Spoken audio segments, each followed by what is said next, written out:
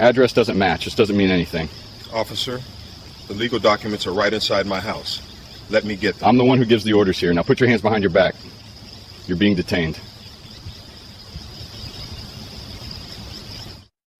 The sun was a physical weight over the quiet suburban streets of Northwood. It pressed down on the manicured lawns and the shimmering asphalt of Coolidge Drive, a heavy, humid blanket typical of a mid-August afternoon. For General Marcus Thorne, retired, the heat was a familiar adversary. He'd felt its equal in the deserts of Iraq and the jungles of Southeast Asia. At 58, he moved with the unhurried economy of a man who had commanded armies, every action deliberate and purposeful. Right now, that purpose was focused on a single, stubborn bolt on the alternator of a 1978 Ford Bronco. The vehicle was a monument of American steel, painted a deep forest green, and it was his own personal peace treaty. After a lifetime of service, of schedules and strategies, the raw mechanical logic of restoring this classic SUV was a kind of therapy. He wore a simple gray t-shirt, dark with sweat across his broad back, and a pair of worn denim jeans. His hands, usually seen signing directives or shaking hands with dignitaries, were covered in a thin film of grease. The Bronco was parked perfectly parallel to the curb in front of the modest two-story home he had recently purchased, a house chosen for its anonymity. He was trying to get the new alternator bracket to align, a frustrating game of millimeters. He grunted, a low rumble of effort as he applied pressure with a wrench. It wasn't just a vehicle, it was an artifact of a simpler time, and he was bringing it back to life with his own two hands. He hadn't yet registered it in his name. The bill of sale and temporary tags were tucked safely in a folder in his new house, the official title transfer paperwork still processing. For now, it was his, a promise of open roads and a quiet future. He didn't hear the Prius slow down as it passed. He didn't see the driver, a woman in her late 40s, peer at him through her oversized sunglasses, her face tightening into a mask of civic concern. Her mind, conditioned by 1,000 news reports and neighborhood watch emails, didn't register a homeowner working on a classic car. It processed a different narrative, one assembled from a collage of stereotypes and fear. A large black man, an old desirable SUV, a quiet, affluent street where he didn't seem to belong. Her fingers, already gripping her phone, tapped the screen. She reported what she saw, or rather what she thought she saw. "Yes, I'd like to report a car theft in progress," she said, her voice a hushed, urgent whisper. "A grand theft auto, on Coolidge Drive. He's trying to hotwire it right now." Thorne finally got the bolt to catch. A small smile of satisfaction touched his lips. He wiped a trickle of sweat from his temple with the back of his wrist, leaving a dark smudge. He was so absorbed in the intricate dance of metal and mechanics that the sound didn't register at first. It was a distant wail, a common enough sound that his brain initially filed it away as background noise. But the siren wasn't fading. It was growing, splitting into two, then three distinct overlapping cries. They were getting closer, fast. A prickle of awareness, the old honed instinct of a soldier, cut through his concentration. He straightened up slowly, his knees popping in protest. He looked down the sun-drenched street. 2 police cruisers were screaming down the road, followed by a third. They weren't on a routine patrol. They were driving with the aggressive, focused speed of a high-priority call. They fishtailed to a stop in a staggered formation, their cars creating a semicircle around the Bronco, effectively pinning him in. The synchronized slam of car doors echoed in the sudden, shocking silence that followed the death of the sirens. 3 officers emerged, their hands already resting on their holstered sidearms, their bodies tense. The sudden shift from quiet restoration to a high-threat police response was so jarring, so utterly disconnected from his reality, that for a moment, Thorne could only stare. The afternoon peace had been shattered. The familiar weight of the sun was suddenly replaced by the cold, heavy weight of 3 pairs of suspicious eyes. The song of the sirens had ended, but an entirely different and more dangerous performance was just about to begin. Of the 3 officers, one took the lead immediately. He was young, maybe 30, with a tightly squared jaw and the kind of physique that came from a gym, not from life. His uniform was crisp, his movements sharp and imbued with a sense of theatrical urgency. The nameplate on his chest read, K. Jennings. He strode forward, separating himself from the other two officers who took up flanking positions, their faces impassive masks behind their sunglasses. Officer Jennings did not wear sunglasses. He seemed to prefer direct eye contact, using it as a tool of intimidation. His entire demeanor radiated an aggressive energy that set off immediate alarm bells in Thorne's mind. This wasn't an officer arriving to assess a situation. This was an officer arriving to take control of one he had already judged. "Step away from the vehicle!" Jennings's voice was a sharp bark, a command voice designed to get instant compliance through sheer force of will. It was a voice Thorne had used himself 1,000 times, but never on an unarmed civilian on his own property.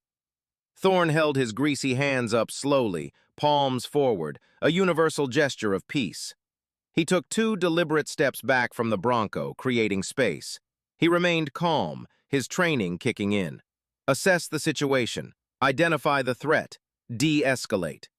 The primary threat, he instantly realized, wasn't the guns on their hips. It was the certainty in the lead officer's eyes.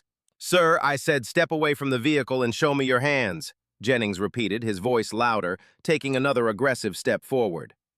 "My hands are up, officer," Thorne said, his own voice a low, steady baritone. It was a voice accustomed to being obeyed, but there was no challenge in it, only a statement of fact. "There seems to be a misunderstanding." "Oh, there's no misunderstanding," Jennings snapped. "We got a call about a vehicle theft in progress, so why don't you tell me why you're trying to break into this truck?" It wasn't a question, it was an accusation. Thorne's mind reeled. Vehicle theft? He looked at the half-disassembled alternator, the tools laid out neatly on a towel on the pavement, then back at the officer. The absurdity of it was staggering. "Officer, this is my vehicle. I'm doing some work on the engine," he explained, his tone deliberately even. He had to manage this officer's ego to give him a path to back down without losing face. "I live right here." He nodded his head toward the house just a few feet away. Jennings's eyes flickered to the house, then back to Thorne, his expression unchanged. It was clear he didn't believe him, or more accurately, he didn't want to. He had arrived prepared for a confrontation with a car thief, and he wasn't going to let the facts get in the way of that narrative. "Your vehicle? Right. I need to see some identification and the vehicle's registration. Now." "Of course," Thorne said agreeably. "My wallet is in my back pocket. The bill of sale and temporary tags are just inside the front door.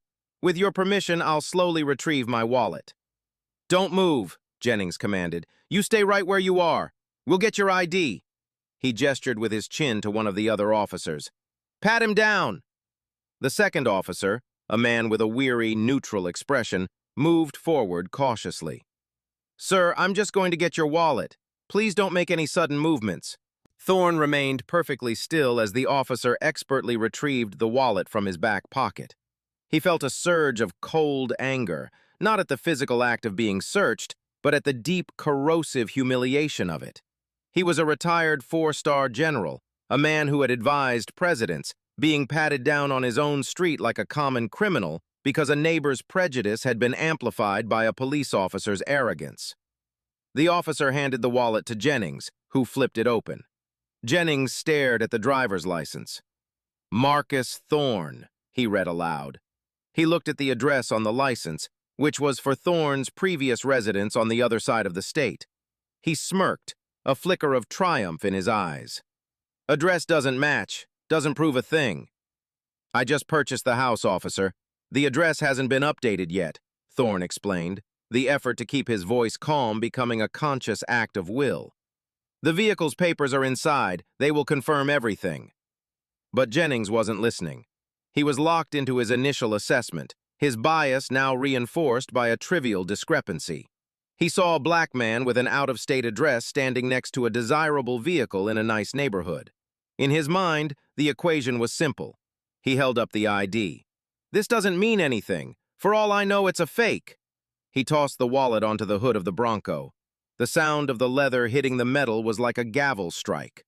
The chance for a simple, peaceful resolution had just vanished.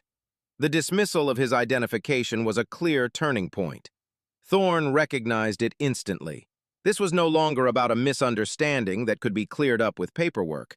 It had become a contest of wills, a power play initiated by an officer who felt his authority was being challenged by Thorne's very calmness. An agitated, fearful suspect would have fit Jennings's narrative.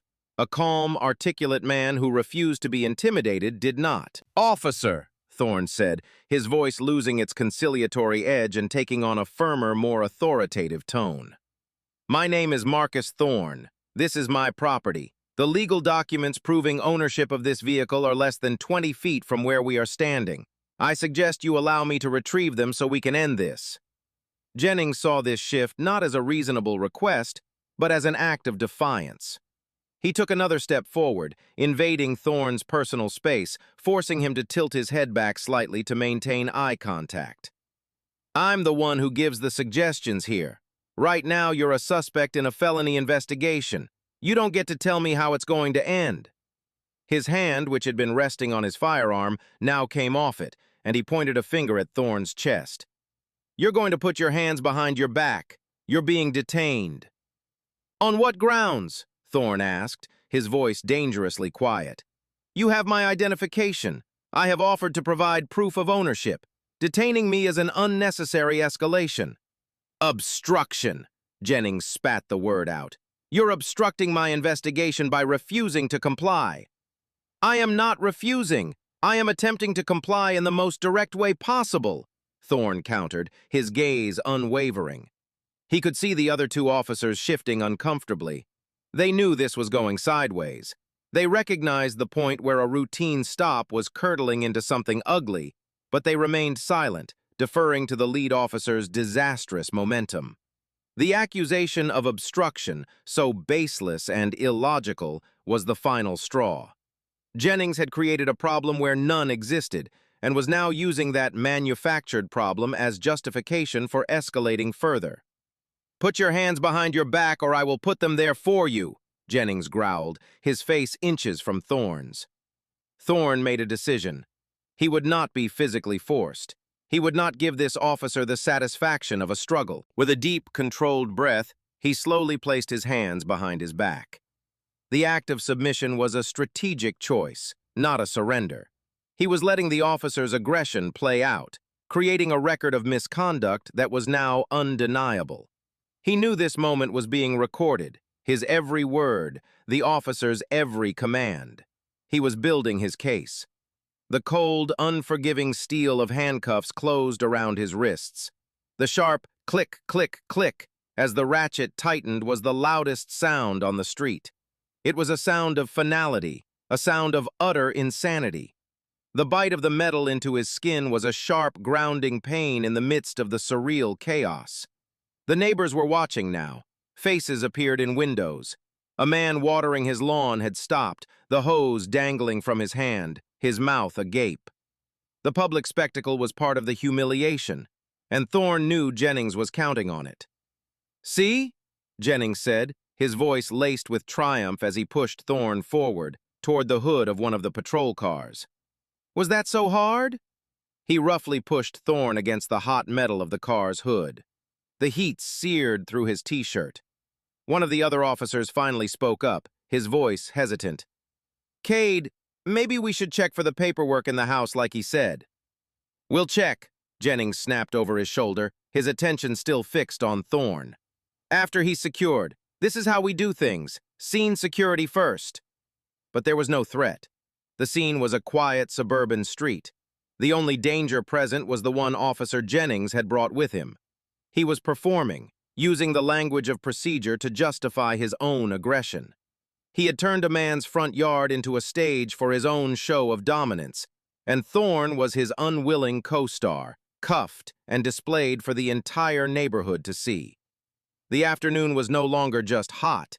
It was poisoned with a sense of profound injustice. As Thorne stood cuffed, leaning against the hot hood of the cruiser, another police vehicle arrived on the scene. This one was a supervisor's SUV, and it pulled up without the lights and sirens, parking a respectful distance away. The man who stepped out was older than the other officers, his hair graying at the temples. He had the weary, seasoned look of a man who had seen everything, and he moved with a calm authority that didn't require a raised voice or an aggressive stance.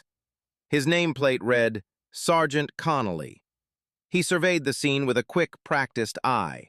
3 patrol cars, a classic Bronco with its hood up, a cuffed civilian who looked more composed than the officer standing over him, and a small audience of concerned neighbors. His face hardened with a look of profound disappointment. He had seen this movie before, and he knew how it ended. "Jennings, my office, now!" Connolly's voice wasn't loud, but it cut through the tension like a knife. He walked over to Jennings, deliberately turning his back to Thorne to give the conversation a semblance of privacy, though his words were still audible. "What in the hell is going on here? The call was for a possible GTA in progress. I'm looking at a man in cuffs. Talk to me."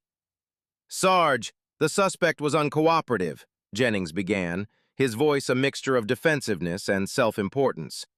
"He refused to provide ID, and the address on his license didn't match the location. I detained him for obstruction while we secure the scene." Connolly's gaze was withering. "He refused to provide ID, or you didn't like the answers he gave you? The man who called this in said he thought he was being hot-wired. I see a toolbox and an alternator on the ground. Did you even bother to ask him what he was doing?" "He claimed he was working on it. Claimed it was his truck, his house," Jennings said, gesturing dismissively. "And you have any reason to doubt that, other than the fact that you decided he was guilty the second you stepped out of your car?" Connolly's voice was low and laced with fury. He then looked over at the other 2 officers. "Did either of you think to verify his story? To just knock on the damn door and look for the paperwork he mentioned?" The 2 officers looked at the ground, a silent admission of their failure to intervene. Connolly shook his head in disgust. He turned and walked directly to Thorne.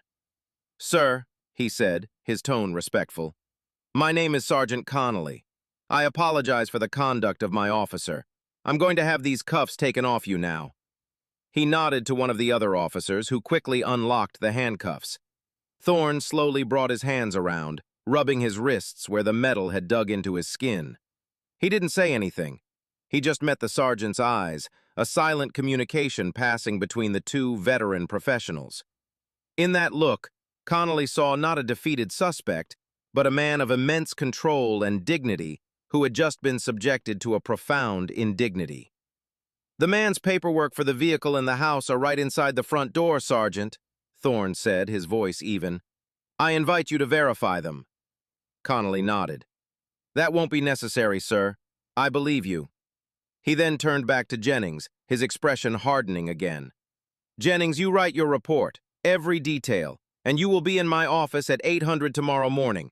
We are going to have a long conversation about procedure and de-escalation." To the other officers, he commanded, "Pack it up, get out of here, the show's over." The officers began to disperse, a sense of shame and relief hanging in the air.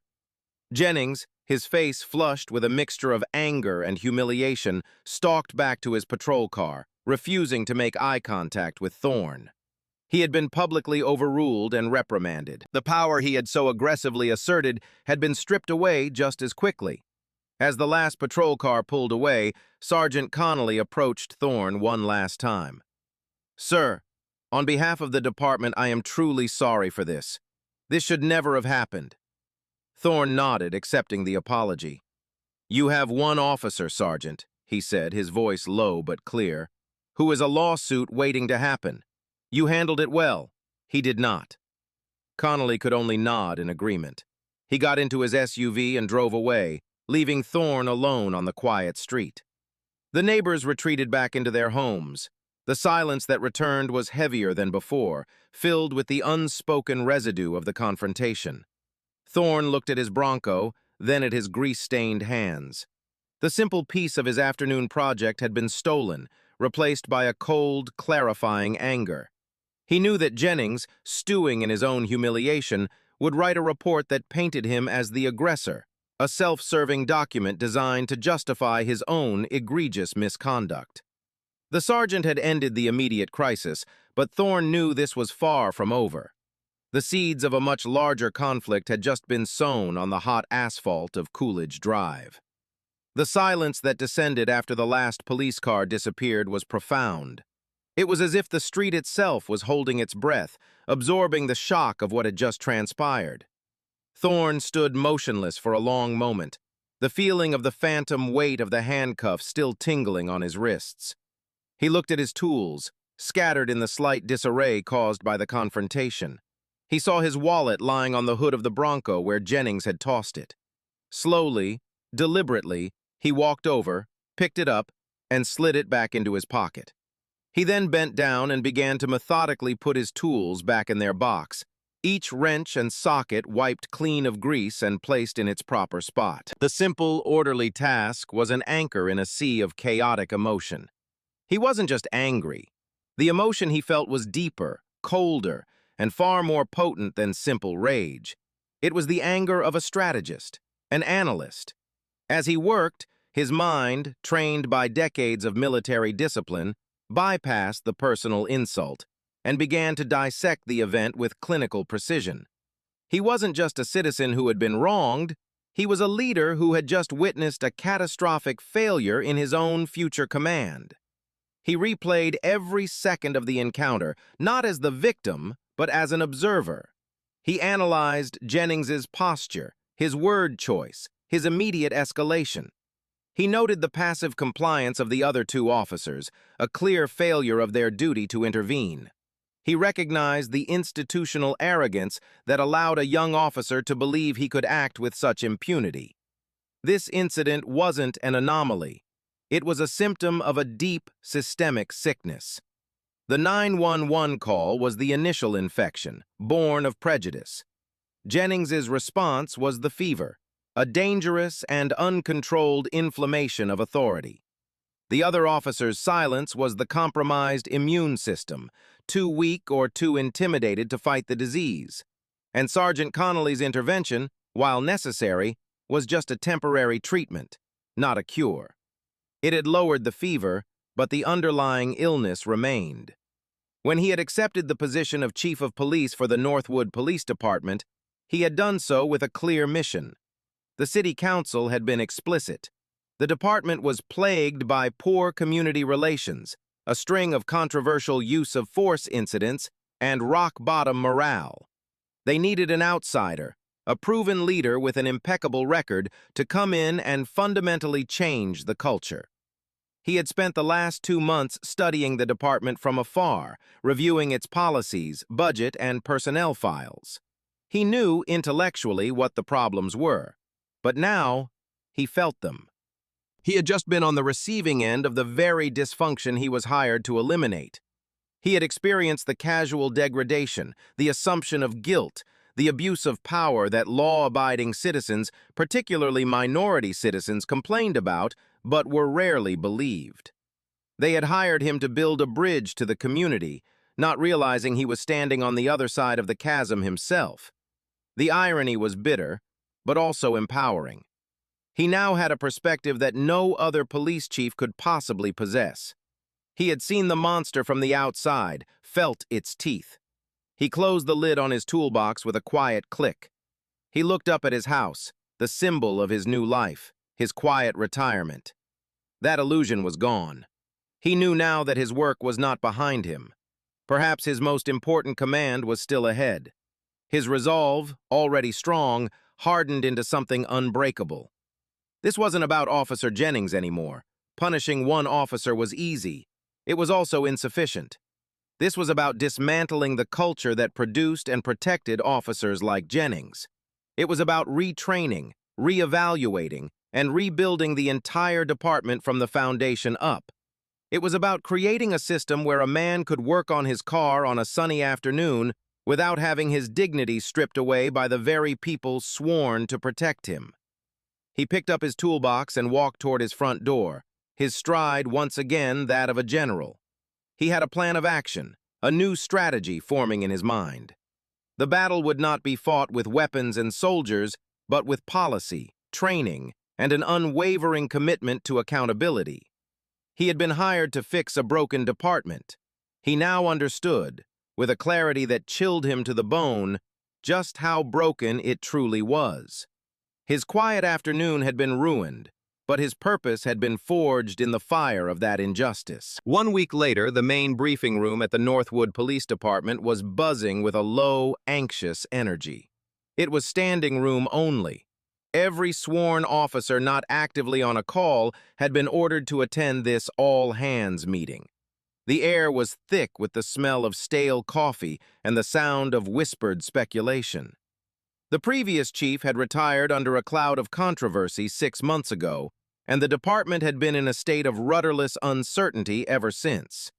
They knew a new chief had been selected by the city manager and the council, but the identity had been a closely guarded secret. The prevailing rumor was that it was an internal promotion, someone who would maintain the status quo. Officer Cade Jennings stood near the back of the room, leaning against a wall with his arms crossed. He was flanked by a few of his usual cohorts, younger officers who admired his aggressive style. He projected an air of nonchalant confidence, but inwardly, he was still seething over the incident on Coolidge Drive. Sergeant Connolly had verbally flayed him in his office, and a formal letter of reprimand had been placed in his file for failure to de-escalate. It was a slap on the wrist, but to Jennings, it felt like a betrayal. He had written his report exactly as he'd planned, painting the man, Thorne, as argumentative and subtly non-compliant, justifying every one of his own actions. He was confident it would blow over. It always did. The city manager, a harried-looking man named Robert Carlyle, stepped up to the podium. The room quieted down. "Good morning, everyone," he began, his voice amplified by the microphone. "Thank you for being here. As you know, for the past several months, we have been engaged in a nationwide search for a new chief of police. We were looking for a unique candidate, a leader with unimpeachable integrity, a deep understanding of strategy, and a vision for how to build a stronger, more trusted relationship between this department and the community it serves. We found that leader." Jennings rolled his eyes subtly. It was the usual empty rhetoric from the politicians downtown. Community relations. It was code for going soft. "He is a man who has served his country at the highest levels for over 30 years, Carlyle continued, his voice gaining strength. "He is a proven leader, a respected strategist, and a man of profound character. It is my distinct honor to introduce to you the new Chief of Police for the Northwood Police Department, Chief Marcus Thorne." The side door to the briefing room opened. Marcus Thorne stepped through. He was not in a t-shirt and jeans. He was wearing a perfectly tailored dark blue suit that settled on his broad shoulders with the precision of a military dress uniform. His shoes were polished to a mirror shine. He moved with the same calm, deliberate confidence he had displayed on the roadside, but now it was amplified by the palpable authority of his new position. He walked to the podium and stood beside the city manager, his gaze sweeping across the sea of stunned faces. A wave of shock and disbelief washed over the room. Whispers turned into audible murmurs. Officers who had been slouching an hour ago were now sitting ramrod straight, and in the back of the room, the color drained from Cade Jennings's face. His smirk vanished, replaced by a slack-jawed expression of pure horror. It was him. It was the man from Coolidge Drive, the man he had cuffed, the man he had insulted and belittled, the man whose identification he had tossed on the hood of a car, the man he had slandered in a formal police report. That man was now his boss, the highest-ranking officer in the entire department. Thorne's eyes scanned the room, moving deliberately from face to face. He saw the confusion, the shock, the dawning understanding. Then, his eyes found Jennings. For a fraction of a second, their gazes locked. Thorne's expression was unreadable, as impassive and calm as it had been when he was in handcuffs.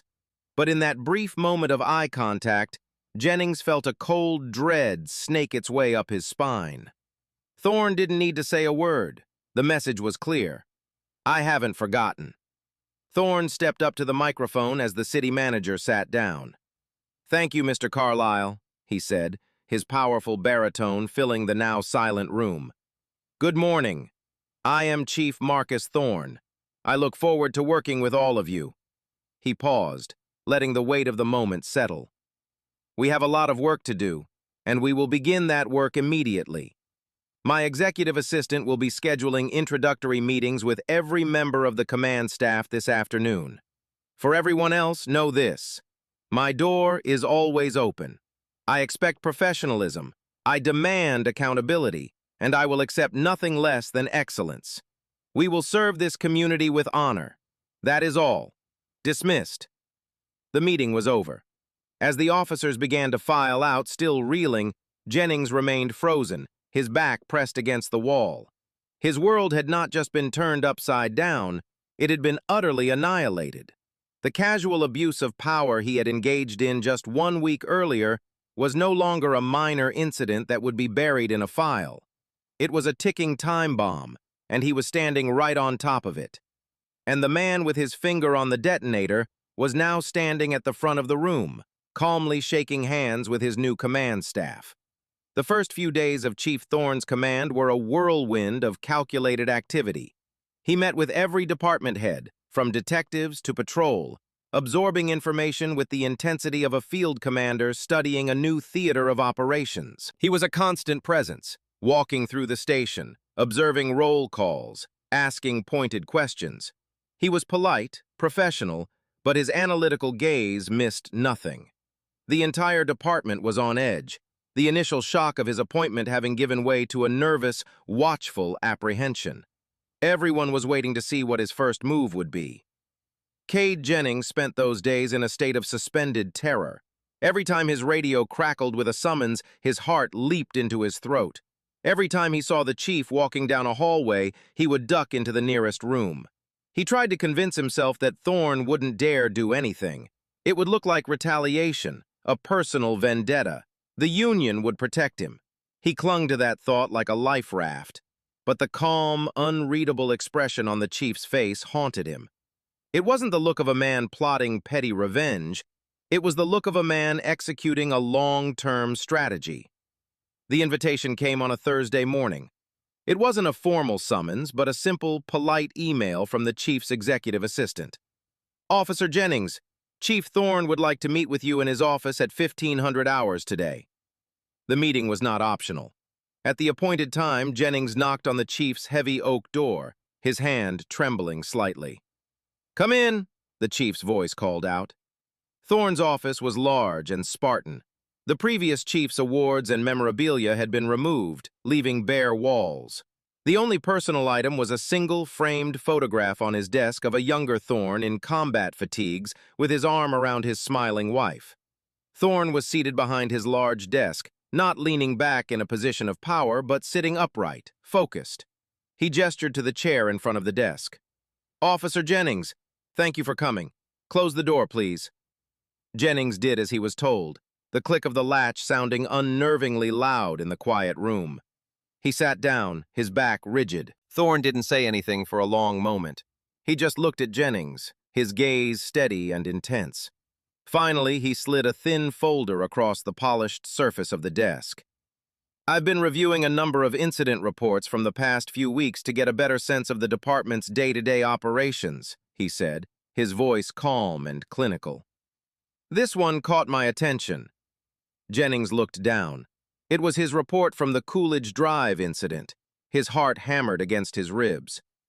"I'd like you to walk me through it," Thorne said, steepling his fingers.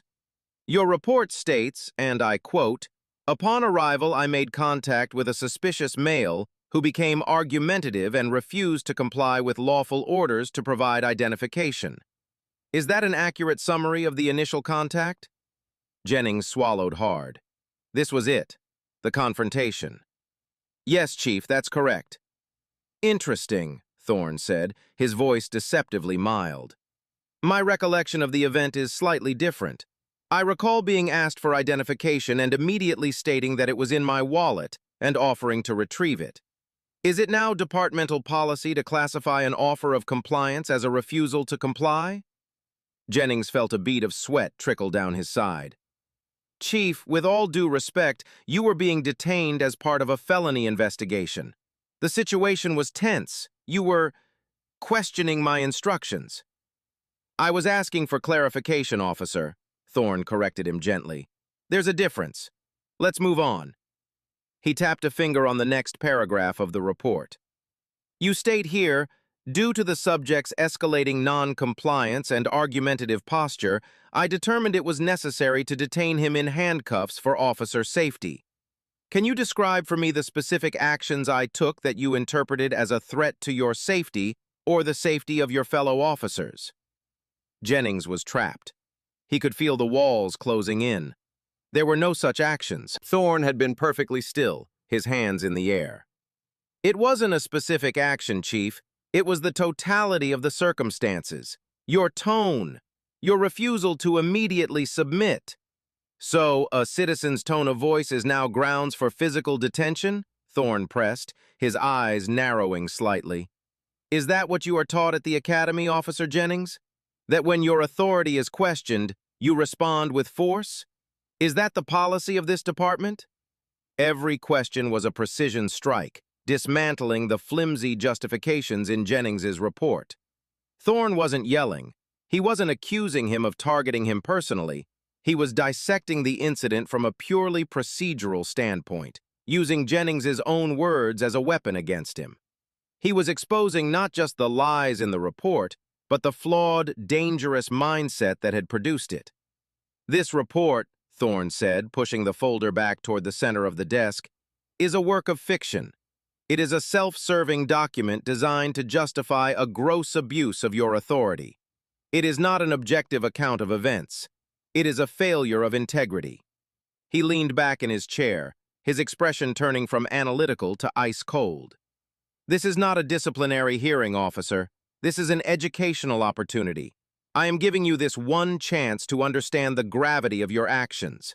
You did not encounter a car thief that day. You encountered a citizen, and you treated him without dignity, without respect, and without professionalism. You failed as a police officer. The only question that remains is whether you are capable of learning from that failure. He stood up, signaling the end of the meeting. You're dismissed. Jennings stood on shaky legs, his mind reeling. This was worse than a reprimand. It was a cold, methodical demolition of his professional identity. He walked out of the office in a daze, the chief's final words echoing in his ears. He hadn't been fired. He had been given a choice: change or be broken. And as he walked through the station, he felt the resentful, defiant anger beginning to bubble up again. He wasn't going to learn. He was going to fight. The moment the chief's door clicked shut behind him, Cade Jennings's fear began to curdle into a potent, self-righteous fury. He wasn't chastened. He was incensed. He didn't see the meeting as an educational opportunity. He saw it as a personal attack, a gross abuse of power by a chief with a vendetta. Thorne hadn't just criticized his report. He had shredded his identity as a decisive, proactive police officer. In Jennings's mind, he hadn't done anything wrong. He had followed his gut. He had controlled a potentially dangerous situation. The fact that the suspect turned out to be his new boss was just a cosmic stroke of bad luck, not a reflection of his own poor judgment. He bypassed his locker in the break room, his stride purposeful. He knew exactly where he needed to go. He headed straight for the small, cluttered office that served as the local headquarters for the Northwood Police Benevolent Association, the police union. The union representative was a man named Frank Rourke. Rourke was a retired detective in his late 50s, a bulldog of a man with a comb-over and a perpetually cynical expression. He had spent 25 years on the force, and the last 10 fighting management on behalf of his boys. He saw the world in stark, simple terms. It was cops versus everyone else, politicians, the media, internal affairs, and especially outside reformers. He viewed a police department as a family, and his job was to protect that family from all threats, foreign and domestic. "Frank, we've got a problem," Jennings said, bursting into the office without knocking. Rourke looked up from his paperwork, unsurprised by the abrupt entrance. He gestured to the worn chair opposite his desk. "Spit it out, Cade." Jennings spent the next 15 minutes giving his version of events, a dramatic and heavily embellished narrative. He described the tense, uncertain scene on Coolidge Drive, painting Thorne as a mouthy, uncooperative individual who was practically daring him to make an arrest. He recounted the meeting in the chief's office, twisting Thorne's calm, procedural questions into a vindictive, personal interrogation.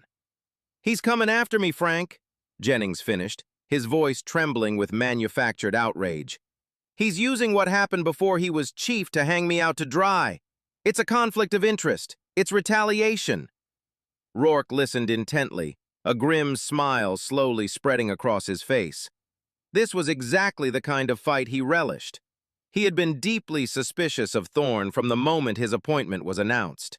An outsider, a military man, not a cop who had come up through the ranks. A so-called reformer brought in by the spineless suits at City Hall.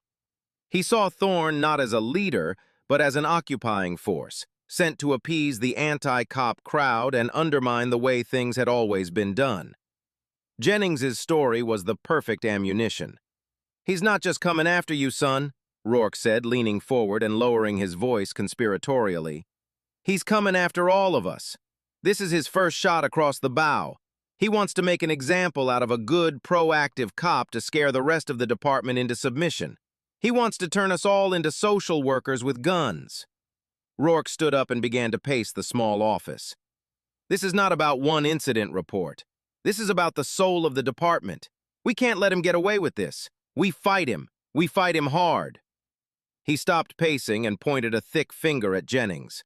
"First, you document everything. Write down every word he said to you in that office. Make it a formal memo. We'll claim a hostile work environment. Second, you don't talk to him again without a union rep present. Not a word. Third, I'm going to start making some calls." Rourke's plan was simple and brutal. He would rally the troops, spreading the story that the new chief was on a witch hunt, targeting a good cop for doing his job. He would leak a sanitized version of the story to a friendly reporter, framing it as a power-drunk new chief abusing his position.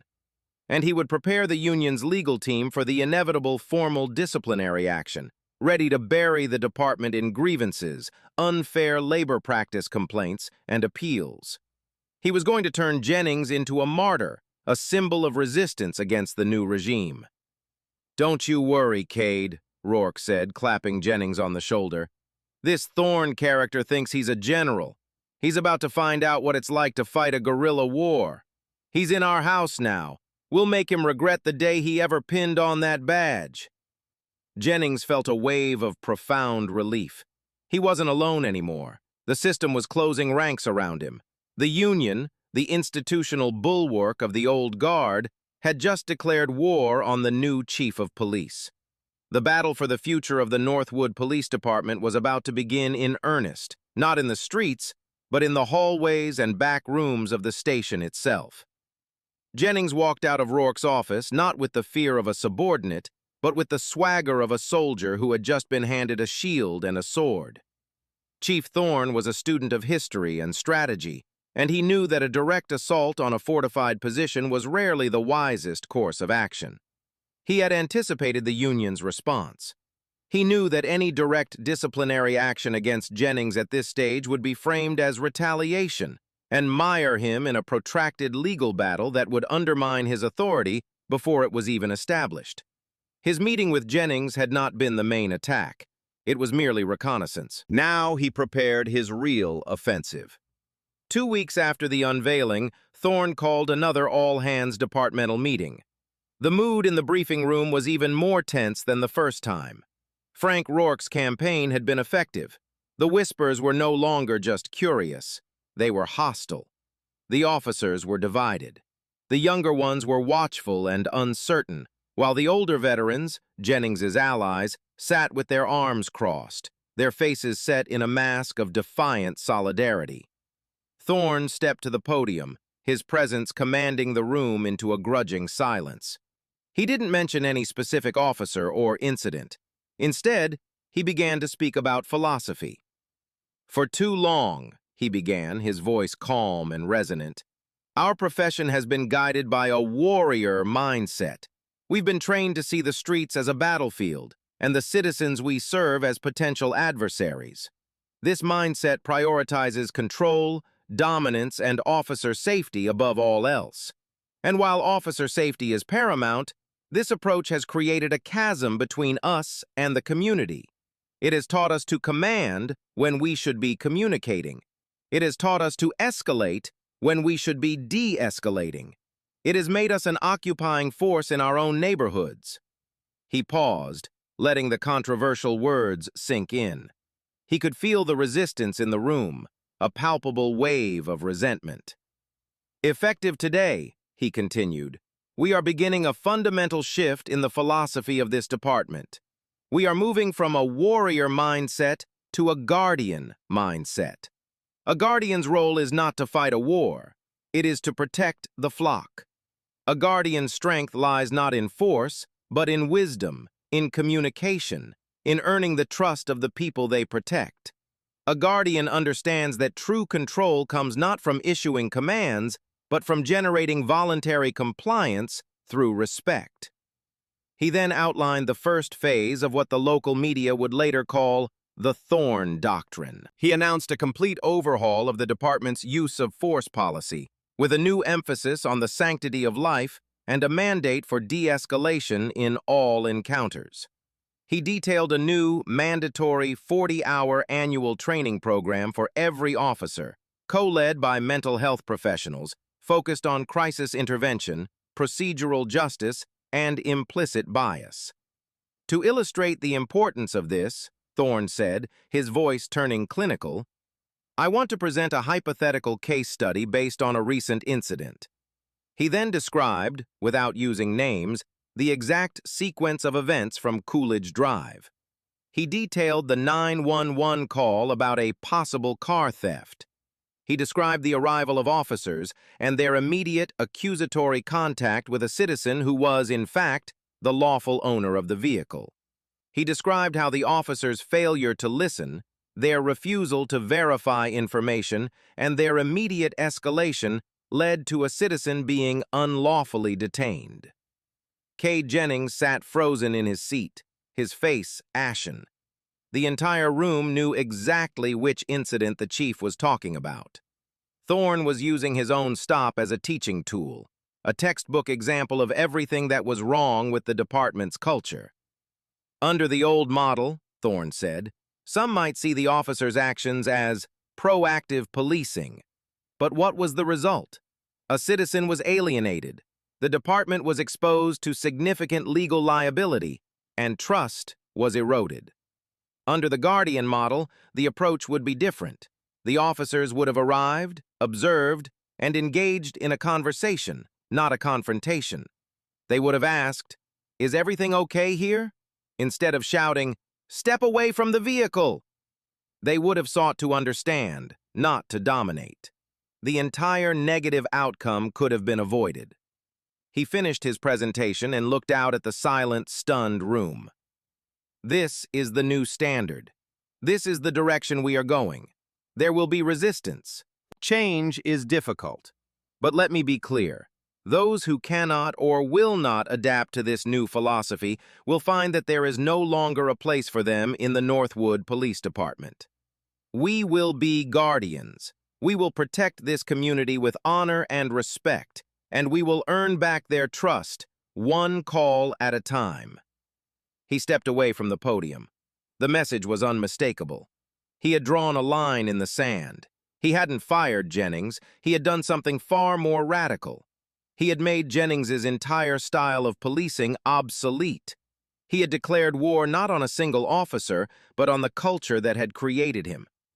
The silent resistance in the room now had a face, and it was the face of their new chief. The Thorn Doctrine speech was like a grenade rolled into the center of the department. It didn't just create ripples, it created a shockwave. The old guard, led by Frank Rourke, was apoplectic. They saw the new policies not as a path to better community relations, but as a set of handcuffs that would get cops killed. The mandatory implicit bias and de-escalation training was openly mocked in the break rooms as hug-a-thug therapy. Rourke immediately began working the phones, telling his contacts on the city council that the new chief was a radical whose policies would endanger public safety. Thorne, however, had anticipated this. He knew that to change the rules, he first had to demonstrate why the old rules were broken. His case study presentation had laid the groundwork. Now, he made his next move.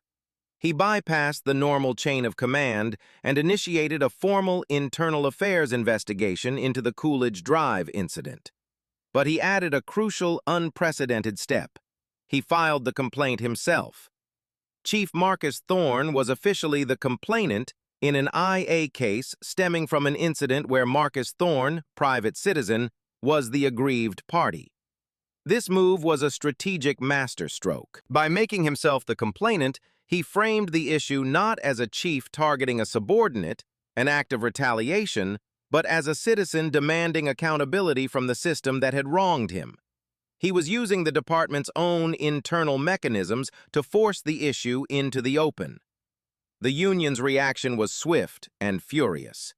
Rourke saw the IA investigation as a direct escalation of Thorne's vendetta against Jennings. Within 48 hours, the police union filed a formal grievance with the city's Human Resources Department. The grievance was a multi-pronged attack. It alleged that the chief had a clear and undeniable conflict of interest, acting as investigator, judge, and jury in a case in which he was the alleged victim. It claimed that Jennings was being subjected to a hostile work environment, and that the chief's public case study presentation constituted a form of harassment and prejudgment. It demanded that the IA investigation be halted immediately and handed over to an outside agency. "He's out of control," Rourke fumed to a reporter from the local paper. "This isn't about accountability. This is a personal crusade. The chief is abusing his office to settle a personal score. How can any officer in this department expect a fair shake when the chief himself is the one filing the complaints against them?" The city manager, Robert Carlisle, was caught in the crossfire. He was getting angry calls from union-friendly council members while simultaneously fielding pressure from community groups who were applauding the chief's bold reforms. He called Thorne to his office for an emergency meeting. "Marcus, you're putting me in a hell of a position here," Carlisle said, pacing anxiously. "The union is screaming bloody murder. They're threatening to take this to arbitration, maybe even file a lawsuit against the city. Couldn't you have handled this differently? Through a simple disciplinary memo?"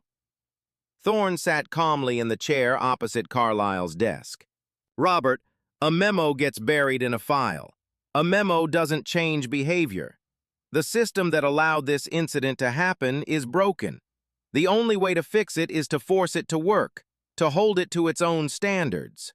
My conflict of interest is the entire point. It highlights the absurdity of the situation. If the chief of police can be treated this way with impunity, what hope does an ordinary citizen have?" He leaned forward, his voice firm but steady. "The union's grievance is a gift. Let them file it. Let them argue that an officer should not be investigated for misconduct. Let them put in writing their belief that this behavior is acceptable. They are playing checkers. I am playing chess. Their every move to defend the indefensible will only serve to prove my point." Thorne's confidence was unshakable. He knew the union's strategy was to bog him down in procedure, to make the fight so messy and so prolonged that he would eventually back down for the sake of peace. They were wrong. He had spent his entire career navigating complex bureaucracies and fighting entrenched interests. He thrived on it. The grievance wasn't an obstacle. It was a roadmap. It told him exactly where the institutional rot was deepest. He left the city manager's office, leaving Carlisle both terrified and impressed. Thorne had officially declared war on the police union, the most powerful political force in the city. He had invited them to fight him on procedural grounds. But he had an ace up his sleeve. He knew that procedures and grievances were just words on paper. The truth of what happened on Coolidge Drive wasn't on paper. It was stored on a digital file, waiting to be seen. The bureaucratic war had begun, but Thorne knew it would be won with a single, undeniable piece of evidence. While the legal and political battles raged on the surface, Thorne initiated a quiet, methodical campaign behind the scenes. He knew the Union's case, and by extension Jennings's defense, rested entirely on the narrative constructed in the official report, a narrative of a non-compliant suspect and a professional officer maintaining control. To defeat that narrative, he needed to present an objective, irrefutable reality. His first directive to the head of internal affairs, a veteran captain named Isabella Ruiz, whom he had quickly identified as a competent professional, was simple: gather everything. Ruiz and her small team began the meticulous process of collecting all the digital evidence related to the Coolidge Drive stop. First came the 911 call. Thorne listened to the audio in his office. The caller's voice was a nervous, breathy whisper. "A grand theft auto. He's trying to hotwire it right now." The dispatcher, following protocol, asked for a description. "An African-American man. He's big. He looks out of place." The words hung in the air, a clear record of the bias that had set the entire event in motion. The complaint wasn't based on an observed crime, but on a perceived identity. Next, Ruiz's team pulled the radio logs and the computer-aided dispatch reports. They showed the initial call being coded as a felony in progress, justifying the high-speed multi-car response. They also chronicled the brevity of the encounter. From the moment Jennings's unit arrived on scene to the moment Sergeant Connolly ordered everyone to clear out, a mere 12 minutes had elapsed. In those 12 minutes, a citizen had been confronted, searched, cuffed, and released. The timeline itself spoke volumes about the speed of the escalation. But the centerpiece of the investigation, the item that Thorne knew would change everything, was the body camera footage. Under departmental policy, every officer was required to activate their body camera during any enforcement encounter with the public. Jennings, confident in his own version of events, had followed that protocol. He had no idea that the tool he believed would exonerate him was actually a Trojan horse. Getting the unedited footage, however, proved to be the first major skirmish in the internal war. The Union, citing the ongoing grievance, initially instructed the IT department not to release the footage to the IA investigators without a formal subpoena, an absurd tactic for an internal matter. Thorne, anticipating this, had already gotten the city attorney to sign a directive declaring the IA investigation a top priority, compelling the release of all related materials. It was a small victory, but a significant one. It showed the Union that Thorne would not be deterred by bureaucratic roadblocks. The files were delivered to Captain Ruiz on a secure hard drive. She called the chief. "We have it, sir. The footage from all 3 officers on scene." "Good," Thorne replied. "Set up a viewing in the command staff conference room for tomorrow morning. I want you, me, and the deputy chief there. No one else." The next morning, the 3 of them gathered in the sterile conference room. The large monitor at the end of the table was dark. The mood was somber. Deputy Chief Mike Sullivan was a holdover from the previous administration, a cop's cop who was still wary of Thorne. Thorne knew that winning Sullivan over was key to gaining the trust of the rank and file. "Let's begin with Officer Jennings's camera," Thorne said. "He was the primary." Ruiz clicked the mouse and the screen flickered to life. The video began with the jarring, unsteady view of Jennings's patrol car dashboard as he sped down the street, the siren wailing. The audio was crystal clear. Then the car door opened, and the camera's perspective became Jennings's own. It was an unnerving first-person view of the confrontation to come. The camera showed Jennings striding toward Thorne, his voice already a sharp bark. "Step away from the vehicle!" It captured Thorne, hands up, calm and steady. It captured the entirety of their verbal exchange, perfectly preserving Thorne's reasonable tone and Jennings's escalating aggression. It showed Jennings snatching the wallet and contemptuously tossing it on the hood of the Bronco. Deputy Chief Sullivan, who had been leaning back in his chair, slowly sat forward, his expression changing from skepticism to alarm. The camera recorded Jennings's finger pointing, his face contorted with anger. It recorded the clicks of the handcuffs with perfect clarity. It recorded the arrival of Sergeant Connolly and the entire humiliating exchange where Jennings was overruled and reprimanded. And most damningly, after Connolly had left, the camera was still recording as Jennings got back in his car. He slammed the door and for a moment just stared at his own reflection in the rearview mirror. Then he spoke, his voice a low, venomous mutter, thinking he was alone. "F-ing piece of shit," Jennings breathed, the microphone inches from his mouth. "Thinks he can talk to me like that. I don't care who he is." The statement, uttered after the threat was gone, after the cuffs were off, laid his true motivations bare. It wasn't about officer safety. It wasn't about procedure. It was about his ego. It was about his fury at being challenged. Captain Ruiz paused the video. The room was deathly silent. Deputy Chief Sullivan stared at the frozen image on the screen, his face pale. The unblinking eye of the camera had not just recorded an incident, it had captured a mindset. It had captured the poison that Thorne was trying to purge from the department. And in that moment, Thorne knew the war was already over. He had the ultimate weapon. The silence in the conference room stretched for a full minute. The only sound was the low hum of the computer.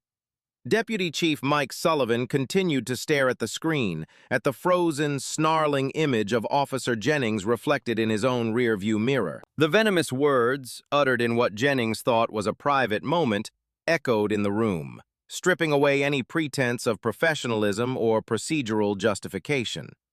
Sullivan finally pushed his chair back and let out a long, slow breath.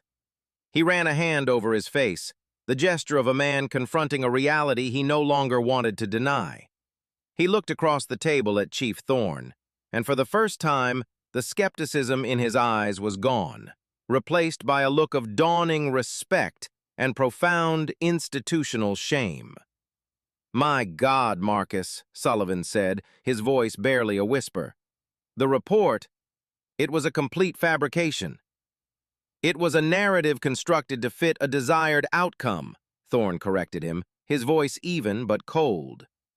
"The purpose of the report was not to document the truth. It was to protect the officer from the consequences of his actions." Captain Ruiz, ever the professional, broke the silence.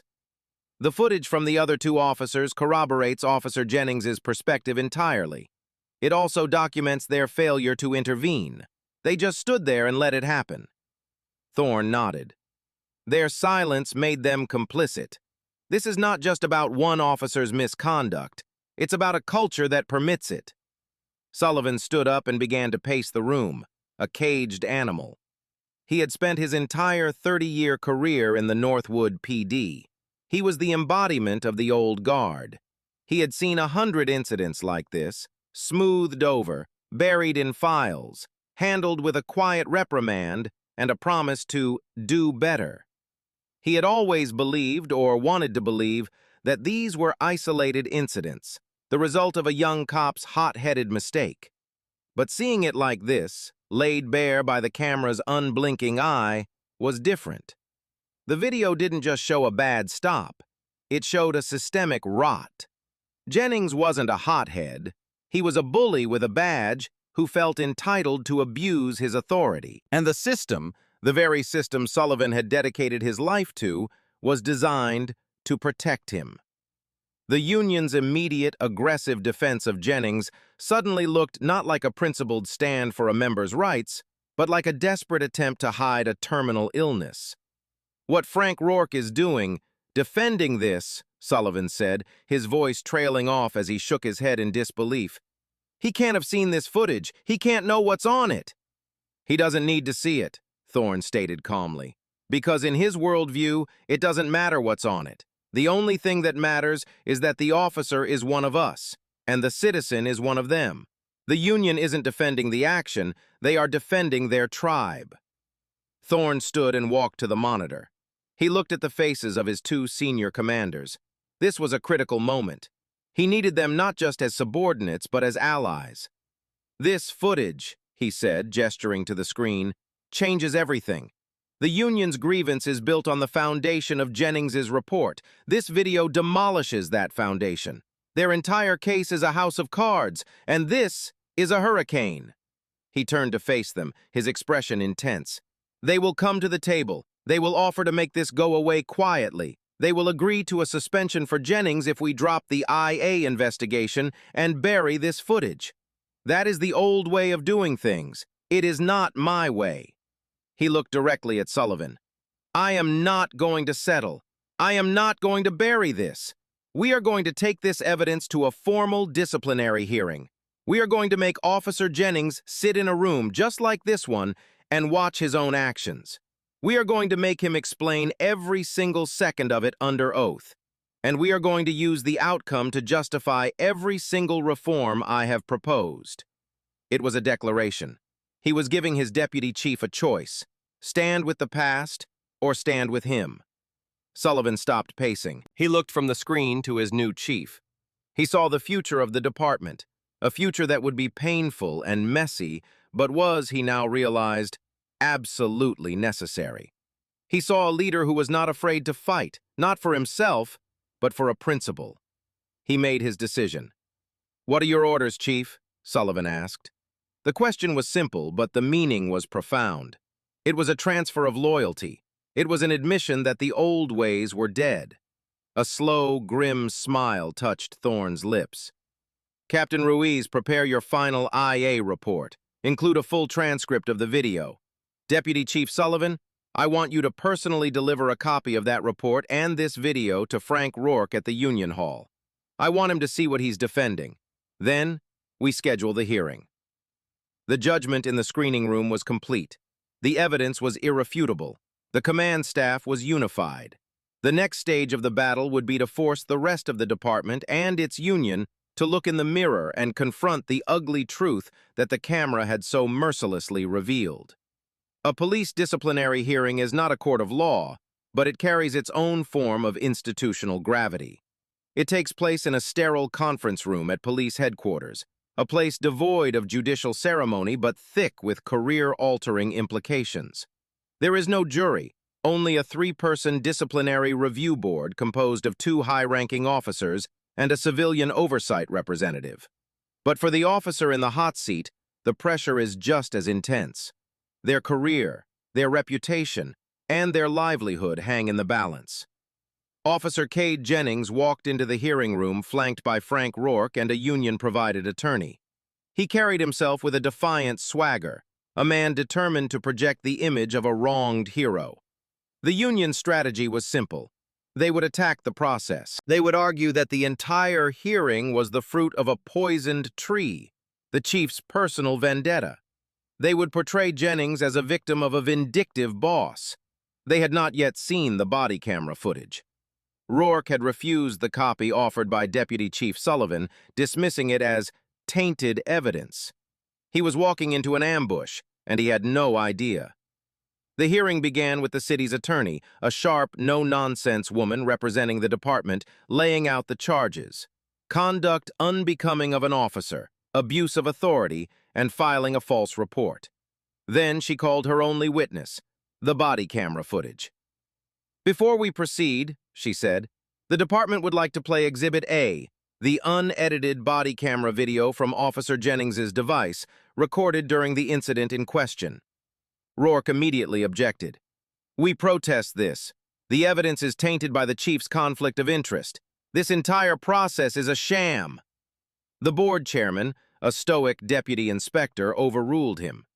"Your objection is noted, Mr. Rourke. The evidence will be played." The lights were dimmed. The large monitor at the end of the room flickered to life. For the next 12 minutes, the room was filled with the sounds of the Coolidge Drive incident. Jennings was forced to watch himself, from his own point of view, escalate a peaceful situation into an unnecessary confrontation. He watched himself belittle and insult Thorne. He watched himself use force when none was required. He saw his own contemptuous sneer reflected in the car's window. Frank Rourke's face, initially set in a mask of defiant anger, slowly began to change. As the video played, The color drained from his cheeks. His confident posture sagged. He had built his entire defense around Jennings's heroic narrative. He was now watching that narrative being systematically dismantled, atomized by the objective, brutal truth of the video. He had brought a knife to a gunfight, and then came the final, damning moment. The audio of Jennings in his car muttering, "Effing piece of shit! Thinks he can talk to me like that?" A low gasp came from the civilian representative on the board. The two police commanders stared at the screen, their faces like stone. Rourke looked at Jennings, his eyes wide with a mixture of shock and betrayal. Jennings had lied to him. He hadn't just embellished the story, he had omitted the single most damning piece of evidence. The part that revealed his true motivation was personal animus, not professional duty. When the video ended and the lights came up, the atmosphere in the room had irrevocably shifted. The union's procedural arguments were now meaningless, exposed as a pathetic attempt to obscure a grotesque abuse of power. The city's attorney approached Jennings. Her voice was quiet, almost surgical. "Officer Jennings, you state in your report that you detained Mr. Thorne for officer safety. After watching that video, can you point to a single moment where Mr. Thorne posed a threat to you or your fellow officers?" Jennings, his face pale and sweaty, stammered, "It was a tense and evolving situation. My training—" "That wasn't the question, officer," she interrupted. "Point to a specific threat." He couldn't. His size, his tone. "So you cuffed a man because he was large and didn't speak to you in a manner you deemed appropriate," she pressed. "Is that the standard of the Northwood Police Department?" For the next hour, she dissected his testimony, using the video as a scalpel. She forced him to watch key moments again and again, asking him to justify his actions in the face of the undeniable visual evidence. "Why did you throw his wallet? Why did you refuse to let him retrieve his paperwork? Why did you feel the need to use profanity after the incident was over?" With every question, Jennings's composure crumbled. His arrogance evaporated, replaced by a sullen, defensive silence. His carefully constructed identity as a proactive cop was exposed as a self-serving fantasy. Finally, the city's attorney asked the last question. It was the same one Thorne had asked him in his office, but this time, it was under oath. "Officer Jennings, watching that video today, knowing everything you know now, is there anything at all you would have done differently?" It was a lifeline, a chance to show a flicker of remorse, of self-awareness. It was a chance to save his career, to plead for leniency. But Jennings's pride, the same toxic pride that had caused the incident in the first place, would not let him take it. He looked at the board, his jaw tight with resentment. "No," he said, his voice defiant. "I stand by my actions. I acted in accordance with my training and experience." It was a stunning act of professional suicide. In that single, unrepentant answer, Dean Jennings had sealed his own fate. He had looked the review board in the eye and told them that, given the chance, he would do it all again. Frank Rourke slumped in his chair, his head in his hands. He knew it was over. His star witness hadn't just been discredited, he had just confessed. Not to a crime, but to a mindset. And it was a mindset the department could no longer afford to defend. The disciplinary review board took less than an hour to deliberate. When they returned to the hearing room, the verdict was written on their faces. The chairman looked at Jennings, his expression devoid of any sympathy.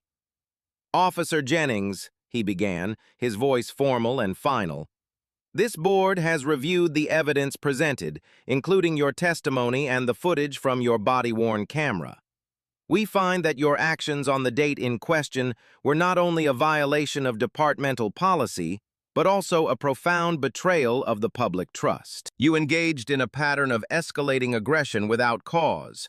You unlawfully detained a citizen, and you filed an official report that can only be described as intentionally misleading.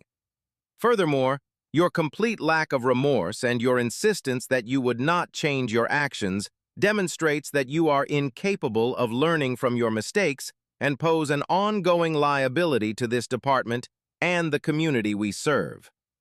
He paused, letting the weight of the condemnation settle.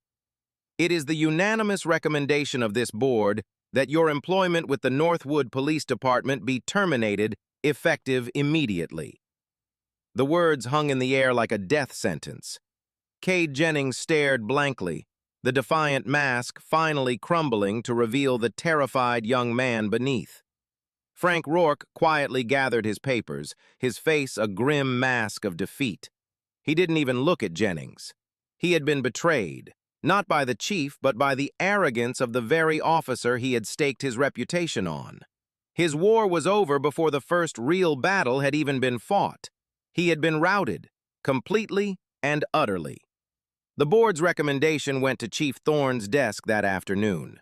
He signed the termination order without hesitation. The news of Jennings's firing spread through the department like a wildfire. It was more than just the termination of one officer.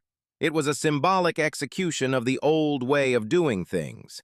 The old guard was in shock. They had believed, with an almost religious faith, that the system would protect its own. They believed the Union was invincible, that the blue wall of silence was impenetrable. The firing of Cade Jennings, an officer who, in their eyes, had simply been doing real police work, shattered that faith. It sent a terrifyingly clear message. The rules had changed. The Thorne Doctrine wasn't just a philosophy, it was the law. Faced with the irrefutable video evidence and the board's scathing, unanimous decision, the Union was left with no choice. To appeal the termination would be an act of institutional suicide. It would mean publicly defending Jennings's actions, actions that were now a matter of public record. They would be ridiculed. Any political capital they had would be incinerated. Reluctantly, and for the first time in over a decade, the Northwood Police Benevolent Association declined to appeal a member's termination for misconduct. They quietly cut Cade Jennings loose, abandoning him to his fate. His fall was complete. With the Union's power effectively neutered and its credibility shattered, the primary obstacle to Thorne's reforms was gone. The wall of resistance that had seemed so formidable just weeks before began to crumble. Officers who had been openly defiant were now silent and watchful. Those who had been on the fence, like Deputy Chief Sullivan, were now firmly in the chief's camp. They had seen that Thorne wasn't on a personal vendetta. He was on a mission to restore the department's integrity, and he had both the evidence and the will to see it through. The termination was a painful, necessary amputation. The department had lost an officer, but in doing so, it had excised a cancer. The fall of Cade Jennings was more than the end of one man's career. It was the end of an era. It marked the death of the old guard's belief in their own impunity. A new culture, one built on the foundation of accountability and respect, could now, finally, begin to grow in its place. The balance of power within the Northwood Police Department had shifted, decisively and permanently. With the fall of Jennings and the subsequent collapse of the Union's resistance, the atmosphere within the Northwood Police Department underwent a seismic shift. The fear of the unknown was replaced by the certainty of a new reality. Chief Thorne's reforms, once seen as the radical proclamations of an outsider, were now the undeniable law of the land. The mandatory 40-hour training blocks began immediately. Thorne brought in nationally recognized experts in de-escalation and crisis intervention. Instead of dry lectures on policy, officers found themselves engaged in intense, realistic role-playing scenarios. They were forced to talk down agitated individuals, to use words instead of force, to see a person in crisis not as a threat to be neutralized, but as a problem to be solved. At first, many of the veteran officers were cynical. They went through the motions, their arms crossed, their expressions resentful. But the training was different from what they expected. The scenarios were drawn from real Northwood case files. The instructors were former cops who spoke their language. Slowly, grudgingly, the resistance began to thaw. Younger officers, less beholden to the old ways, embraced the new techniques eagerly. They saw it not as a restriction, but as the addition of new tools to their belt. They began to see that talking someone down from a ledge was a greater display of strength and skill than simply overpowering them. Thorne himself was a constant presence at these training sessions. He didn't just observe from the back, he participated. He would play the role of the non-compliant citizen, the distraught parent, the mentally ill homeless man. He showed his officers, through his own actions, that empathy and authority were not mutually exclusive. His willingness to be vulnerable, to put himself on the line with his troops, began to earn him a new kind of respect.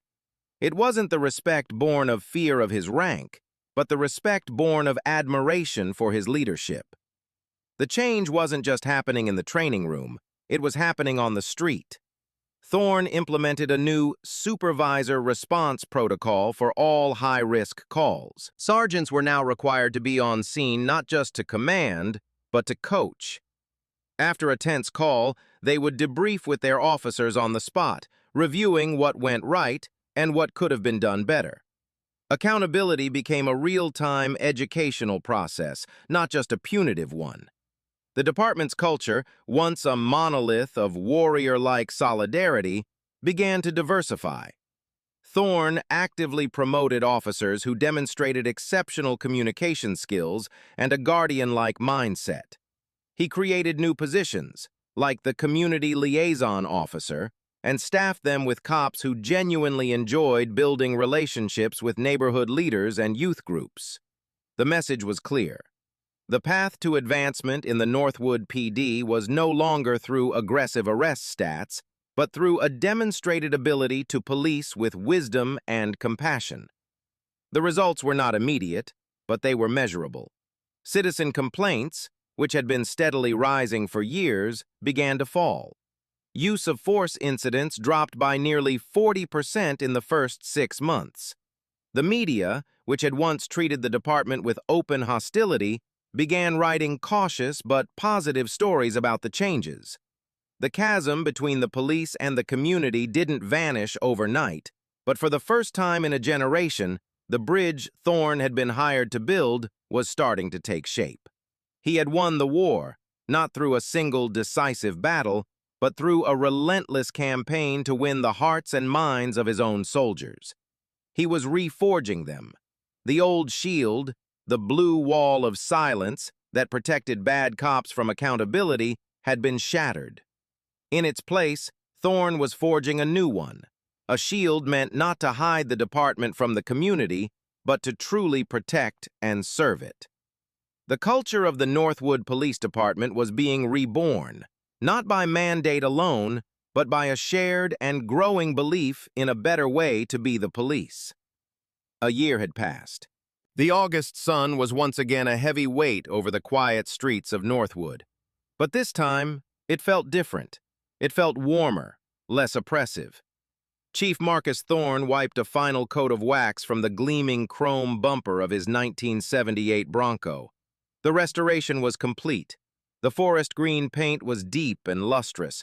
The engine purred with a low, contented rumble, and the alternator, the very piece that had started it all, was securely in its place.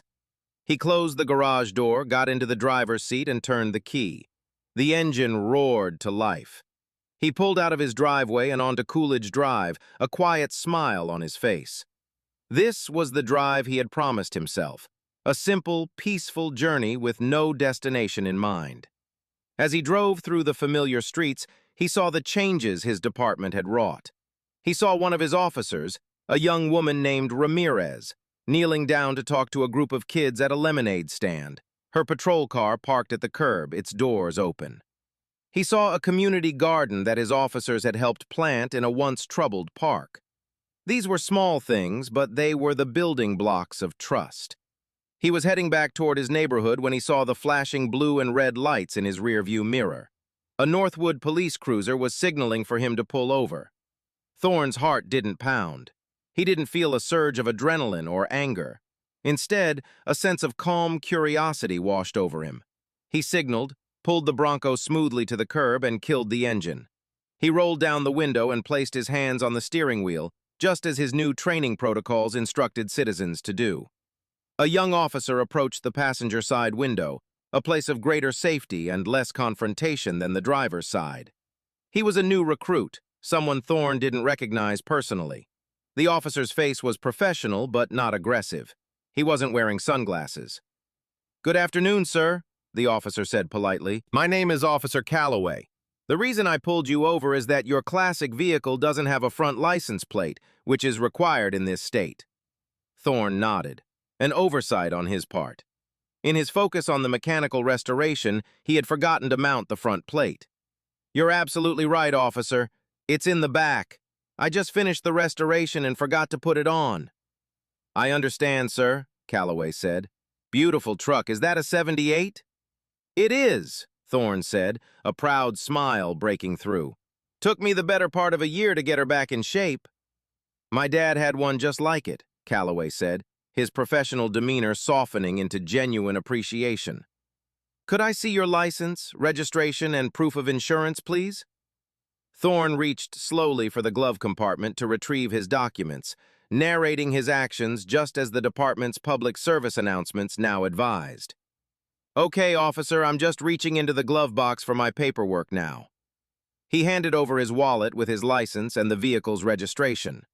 The young officer took the documents, his eyes glancing at the name. "Marcus Thor—" He stopped mid-syllable. His eyes widened in recognition. He looked from the ID card up to the face of the man behind the wheel. A deep flush rose from his collar. "Oh my God, Chief, sir, I am so sorry, I didn't—" Thorne held up a hand, a gentle smile on his face. "Officer Calloway," he said, his voice warm and steady, "you have absolutely nothing to be sorry for. You did everything exactly right." He looked at the young man who was still flustered and apologetic. "You identified a legitimate violation. You approached the vehicle in a safe and respectful manner. You were polite. You clearly explained the reason for the stop. You built a rapport. You didn't see a potential threat. You saw a citizen and a classic car. You are the exact kind of police officer I want working in this department. You are a guardian." The young officer seemed to stand a little taller, the embarrassment replaced by a quiet pride. "Thank you, Chief." "Now," Thorne said, his smile widening, "write me the ticket, and make sure you show up to my office tomorrow morning at 0800. I want you to tell me exactly where I'm supposed to mount the plate on this bumper." He drove home a few minutes later, a warning citation tucked into his sun visor. He wasn't angry or annoyed. He was profoundly, deeply satisfied. The system had worked. A year ago, a stop like this could have gone a dozen different dangerous ways. Today, it had been a model of professional, respectful, and human policing. The culture was changing. The new shield was holding. He pulled into his driveway, the quiet promise of his peaceful future finally, truly beginning. In the quiet aftermath, when the chaos subsides, we are left to ponder the why. What intricate series of knots in a man's psyche could lead an officer like Cade Jennings to act with such blinding arrogance? It likely wasn't simple malice. It was more probably a deep-seated insecurity, a fragility of ego that required the constant validation of absolute control. Perhaps his identity was so intertwined with the authority of his uniform that any challenge, no matter how calm or reasonable, was perceived as a direct threat to his very sense of self. He had been trained to see the world as a nail because the only tool he truly trusted was his hammer. If his training had genuinely valued listening as a tactical skill, or if his sense of worth had come from solving problems rather than winning confrontations, he might have seen a homeowner with a wrench instead of a suspect, challenging his dominance. The entire tragedy could have been averted not with a different law, but with a different mindset. And what of Chief Thorne? What if he had been less patient, less forged by a lifetime of command? If his past hadn't armed him with such unshakable composure, perhaps he would have met Jennings's aggression with his own anger, validating the officer's false narrative and escalating the situation into something far worse. His victory was not born in the moment he was vindicated, but in the lifetime of discipline that allowed him to endure the initial injustice with strategic calm. His refusal to be provoked was not an act of passivity, but his first and most powerful strategic move. This story reminds us that true strength isn't about the volume of your commands, but the depth of your character. It's about holding fast to your principles when you are most tested, knowing that sometimes the most powerful response is a firm, quiet, and unshakable sense of who you are. This incident serves as a powerful testament to the idea that one individual's integrity can expose a systemic flaw and ignite the fires of meaningful change, creating a legacy of safety and respect for an entire community. It compels us to ask ourselves what we would do when our personal dignity clashes with a flawed system of authority. What do you think is the most critical element in preventing abuses of power like this? Have you ever witnessed a situation where a calm response completely changed the outcome of a tense encounter? Let us know your thoughts in the comments below, and please support our channel so we can continue to bring you these important stories.